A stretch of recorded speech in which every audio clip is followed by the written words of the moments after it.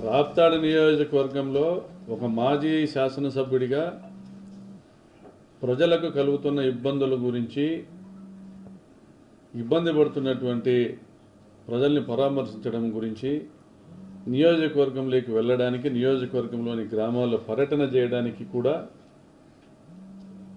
ఈరోజు పోలీసు వారు అనుమతినిచ్చేటువంటి పరిస్థితి లేదంటే మరి ఈ దేశ పౌరునిగా రాజ్యాంగం నాకు కల్పించిన హక్కులు ఇంప్లిమెంట్ చేయడానికి చట్టబద్ధత కలిగినటువంటి పోలీసు వ్యవస్థ వాళ్ళ డ్యూటీ వాళ్ళు చేయాలి. లా అండ్ ఆర్డర్ ప్రొవైడ్ చేయాల్సిన పద్ధతి వాళ్ళది.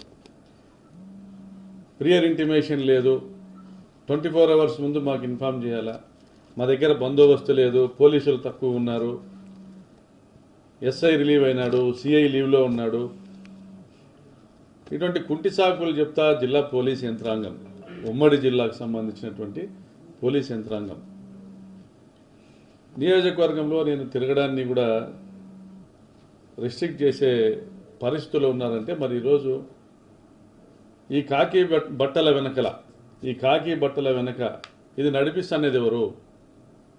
రాప్తాడికి సపరేట్ రాజ్యాంగం ఏమన్నా రాస్తా ఉందా? పరిటాల సునీతమ్మ సిద్ధరాంపురం గ్రామంలో కురబ బాలన్న అనేటువంటి ఒక యువకుడిని, వైఎస్ఆర్ పార్టీ సానుభూతి పరువుని దుర్మార్గంగా దారుణంగా తెలుగుదేశం పార్టీకి సంబంధించినటువంటి కొంతమంది ప్రముఖులు, ఆ గ్రామానికి సంబంధించినటువంటి నాయకులు హంద్రీనీవా కాలువ పైన దొరికించుకొని కట్టెలతో కర్రలతో కొడితే ఆయనకు రక్తగాయాలైతే, తలపైన ఈ పైన రక్తగాయాలైతే పరామర్శించడానికి మేము వెళ్ళాలన్నా కూడా మరి సిద్ధరాంపురం గ్రామం పాకిస్తాన్లో ఉందా? మమ్మల్ని వీసాలు అడుగుతూ ఉన్నారు, పాస్పోర్ట్లు అడుగుతూ ఉన్నారు, అనుమతులు అడుగుతూ ఉన్నారు, బందోబస్తులు లేమంటా ఉన్నారు. ఏమైనా అంటే పరిటాల సునీత కూడా వస్తుందంట ఆ గ్రామానికి. అంటే నేను ఎక్కడికి పోతే అక్కడికి పరిటాల సునీత కూడా నేను వస్తాను, నా ప్రోగ్రాం పెట్టుకుంటానని ప్రకాష్ రెడ్డికి అనుమతి ఇద్దండి. బాధితులు మా వాళ్ళు, పరిటాల సునీత బంధువులు ఉన్న గ్రామము వాళ్ళు ఈ కురుబ బాలన్నను కొట్టిందే కాకుండా మళ్ళీ ఒక ఫేక్ కేసు, కౌంటర్ కేసు కూడా దగ్గరుండి ఆ ఊరు మా సర్పంచ్ భర్త దగ్గరుండి పోలీస్ స్టేషన్లో కూర్చొని కేసు కట్టిస్తాడు. అదేవిధంగా పోలేపల్లి గ్రామంలో మాకు బంధువులు ఉన్నారు.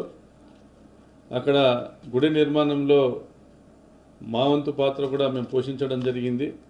లక్ష్మీనరసింహస్వామి దేవస్థానం ఈరోజు పండగ జరుగుతూ ఉంది.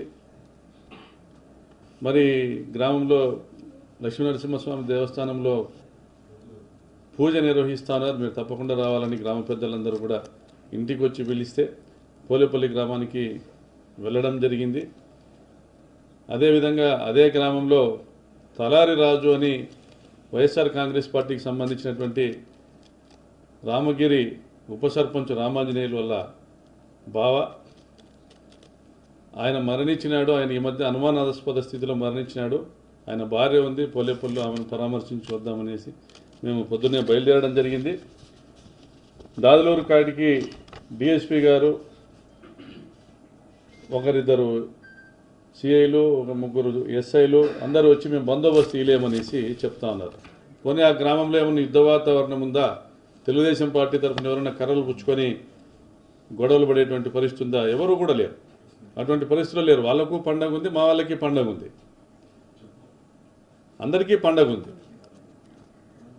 కానీ గ్రామంలోకి నన్ను పోనీయకుండా ఒక గంట సేపు హైవే మీదనే మాతో ఆర్గ్యుమెంట్స్ చేసి ముందు అనుమతించినటువంటి అధికారులే మళ్ళీ వద్దండి మాకు ఒత్తిళ్ళు ఉన్నాయని చెప్పడం.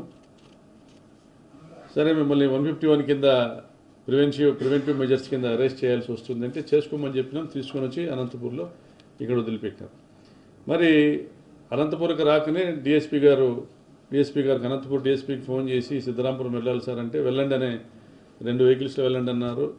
మళ్ళీ ఇంకొక 4-5 కిలోమీటర్లు రాగానే రూరల్ సిఐ గారు, మరి ఇటికలపల్లి ఎస్ఐ, మళ్ళీ ఇటికలపల్లి సిఐ లీవ్లో ఉన్నాడు, ఆత్మకూరు ఎస్ఐ పోస్టింగ్ ఎవరు వచ్చే పరిస్థితి లేదు. ఉన్న ఎస్ఐని 6 నెలలు కూడా కాకనే పంపించేసినారు. అంటే వాళ్ళ చెప్పు చేతుల్లో ఉండే అధికారులు ఉండాలి వాళ్ళకి. అంటే వద్దని చెప్పి మళ్ళీ ఫోన్ చేస్తా ఉన్నారు. ఏమంటే పరిటాల సునీత వస్తుందంటే సిద్ధరాంపురం, పోలేపల్లికి మేము అక్కడికి వెళ్తే సునీత వస్తుంది, పోలేపల్లికి వెళ్తే సునీత వస్తుంది, ప్రోగ్రాం ఉంది. మరి ఇది ఏమి ప్రూవ్ చేయాలనుకుంటున్నారు పోలీసు యంత్రాంగము? మీరు కాకి బట్టలు వేసుకొని ప్రజల కోసం పనిచేస్తున్నారా? రాజ్యాంగబద్ధంగా లా అండ్ ఆర్డర్ మెయింటైన్ చేయాలనేటువంటి ఉద్దేశంతో మీరు పనిచేస్తున్నారా, లేదా తెలుగుదేశం పార్టీని బలపరిచే ఉద్దేశంతో మీరు పనిచేస్తా ఉన్నారా? మరి రామగిరి ఎస్ఐ చెప్తాడు సుధాకర్ యాదవ్ అని, చాలా గొడవలు అవుతాయి, ఇంతమంది పోలీసులు ఉన్నారు కదండి, డిఎస్పీ గారు ఉన్నారు, సిఐలు ఉన్నారు, ఎస్ఐలు ఉన్నారు, మీరందరూ వస్తే 10 నిమిషాల్లో దేవుని ముక్కొని వస్తాం కదా, ఎందుకు గొడవలు అవుతాయంటే మేమందరూ ఉన్నా కూడా మేము తట్టుకోలేము, అంత పెద్ద గొడవలు అవుతాయంటే మన అతను టీడీపీ ఏజెంట్గా పనిచేస్తున్నాడా సుధాకర్ యాదవ్? ఆ ఊర్లో లేని సమస్యలు నువ్వే సృష్టించి సుధాకర్ యాదవ్ రామగిరి ఎస్ఐ పోలీస్ డిపార్ట్మెంట్ని తప్పుదో పట్టిస్తూ ఉన్నాడు. గ్రామంలో గొడవలు అయితే ఎంత అటువైపు వాళ్ళని పెద్ద స్కెచ్లు వేస్తున్నారు, కాన్స్పిరసీలు జరుగుతున్నాయి, ప్రకాష్ రెడ్డి వస్తే దాడి చేస్తారు. తెలుగుదేశం పార్టీ వాళ్ళకి ఎవరికి ఆ ఉద్దేశం కూడా లేదు ఆ గ్రామంలో. మరి ఎవరు చెప్తే నువ్వు ఇవన్నీ డ్రామాలు ఆడుతున్నావు? ఎందుకు డిఎస్పీ గారిని తప్పుదో పట్టిస్తున్నావు? ఎందుకు ఎస్పీ గారికి రాంగ్ ఇన్ఫర్మేషన్ ఇస్తున్నావు? ఏకపక్షంగా నీ వ్యవహార శైలి ఉంది.